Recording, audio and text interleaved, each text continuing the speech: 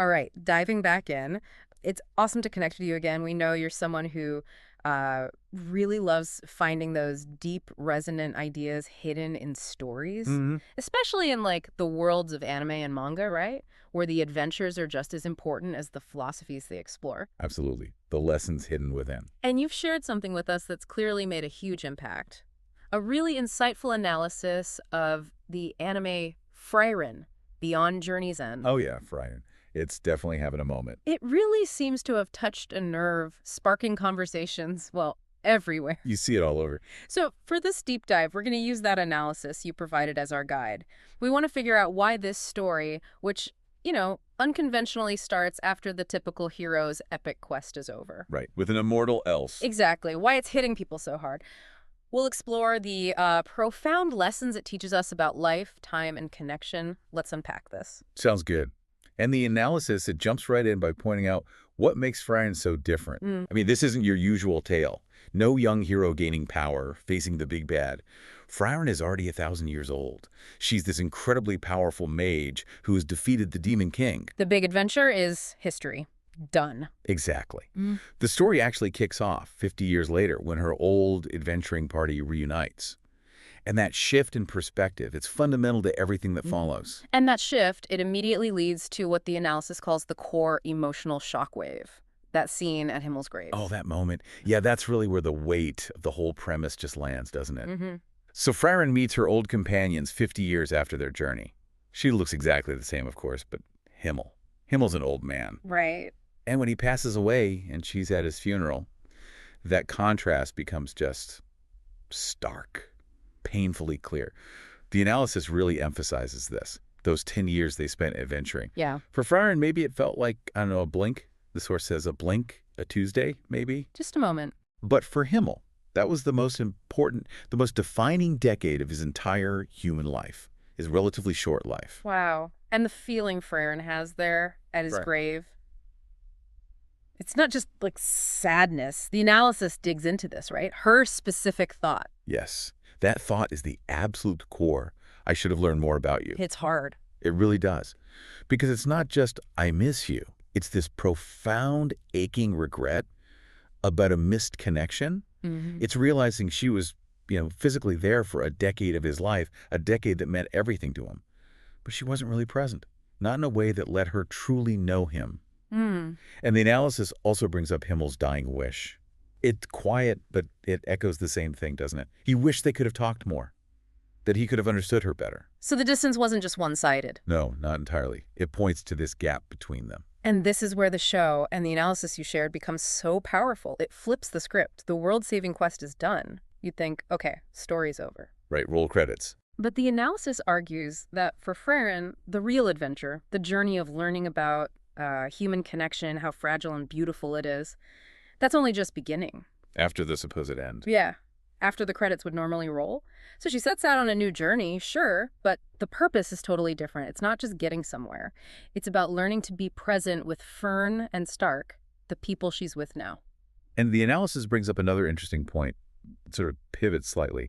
It suggests it wasn't just Frieren who maybe failed to connect fully. Ooh. It implies that Himmel, during those 10 years, was actually quietly trying pretty hard to bridge that gap, to make their time together matter to Frieren, even if she didn't quite get it then. So he wasn't just the hero. No. He was trying, kind of subtly, to teach her, guide her towards engaging more deeply with life, with people. How so? Does the analysis give examples? It does, yeah. Yeah. Really wonderful examples from their original journey, like Himmel insisting they pose for statues in towns they saved. Right, I remember that. Frieren found it kind of annoying, didn't she? Exactly. Baffling or annoying. But the analysis argues he was deliberately trying to create tangible memories, things that would last. Performing acts meant to endure, maybe hoping she'd see them years later and remember their time together. That makes sense. Or think about how he often handled conflicts, not just with force, right? But through understanding, empathy, sometimes even a bit of clever, playful manipulation. Mm-hmm. He was modeling a different way to connect, focusing on bridging divides, not just overcoming obstacles. which was pretty foreign to Frieren, with her long life focused mainly on magic. And all that leads up to one of the biggest emotional peaks, right? Episode 10, the Blue Moon spell. The analysis really focuses on this. Oh, absolutely. That moment just encapsulates everything the analysis is talking about. Yeah. It wasn't just some cool spell effect. No, it carries this huge emotional weight. So the blue moon is this rare magic thing, only visible from one spot every few decades. Yeah. But Himmel, he'd had this, seemingly casual chat with Frieren about it 50 years earlier. And he remembered. He made a point to take her to that exact spot during their journey. Wow. And not only that, he went back later, alone, and inscribed the spell permanently there, knowing she might come back long after he was gone. So when she finds it years later. Exactly. The analysis frames it as Himmel's message reaching across time. It's like his quiet declaration long after his death. I saw you. I heard you. I remembered that little thing you cared about. Our friendship was real. It mattered deeply to me, yes. It's like proof from beyond the grave that human connections, if you build them with real intention, real attention, they can leave a legacy. They can transcend mortality. And the analysis connects this brilliantly back to something Himmel said, right? Magic is about imagination. Yes, and the point isn't just about conjuring spells. The analysis argues it applies just as much, maybe even more, to relationships. Well, building connection, maintaining it. That takes the same kind of creative intention, that imagination, to really think about the other person. What might they need? How do they feel? What moments will be meaningful to them? What memories will stick around years later? Exactly. You have to imagine their inner world. And this leads to maybe the biggest insight in the analysis, the one that feels so universal. Frieren's immortality. It's not just fantasy, it's a metaphor. A metaphor for us. Yeah. Yeah. That's a powerful part of the analysis. We, in our everyday lives, we often act like we have infinite time too, don't we? How do you mean? Well, we put off that phone call, delay the visit. We just assume people we care about will always be there. Right. We treat relationships like they're permanent fixtures. Exactly. When the analysis reminds us they're incredibly fragile, fleeting, really. And the genius of Frieren, the analysis points out, is it doesn't just tell you this. It doesn't lecture. No, it shows you, viscerally, through the eyes of someone who literally has all the time in the world. And yet, she still feels that sharp sting of regret, realizing she let precious moments just slip by, assuming there'd always be another chance to really connect. Oof. Yeah. And this is why the analysis argues the show resonates so widely, way beyond just the usual anime crowd. Right, it's not just weebs crying, as the saying goes. Definitely not. The analysis mentions examples like 40-year-old businessmen talking about it openly on LinkedIn. Wow. Or a college professor referencing it in a lecture, maybe on philosophy. Or you see it in online support groups where people are processing the emotional weight together. Why does it hit so broadly?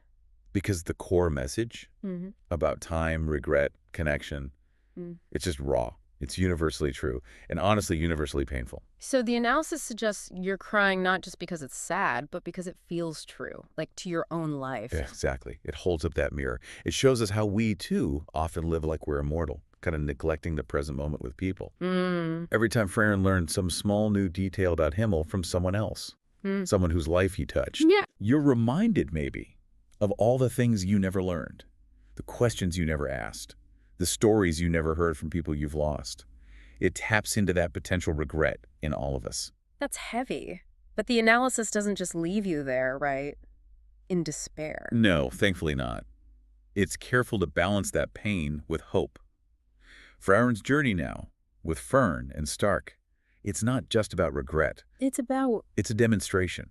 It shows that it's actually never too late to start paying attention, to start engaging deeply, to choose presence and build new, meaningful connections. Okay, so that's the actionable lesson the analysis pulls out. Yeah, pretty much. You have the power now to make different choices. Like choosing presence over just, being productive all the time. Right, or prioritizing genuine connection over just being efficient with your time.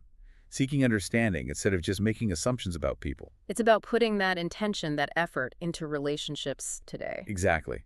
The analysis concludes that Frieren maybe breaks your heart because it shows you what you might be missing or what you've already missed. But its lasting impact, the real takeaway, is the profound hope it offers. Yeah. You still have time.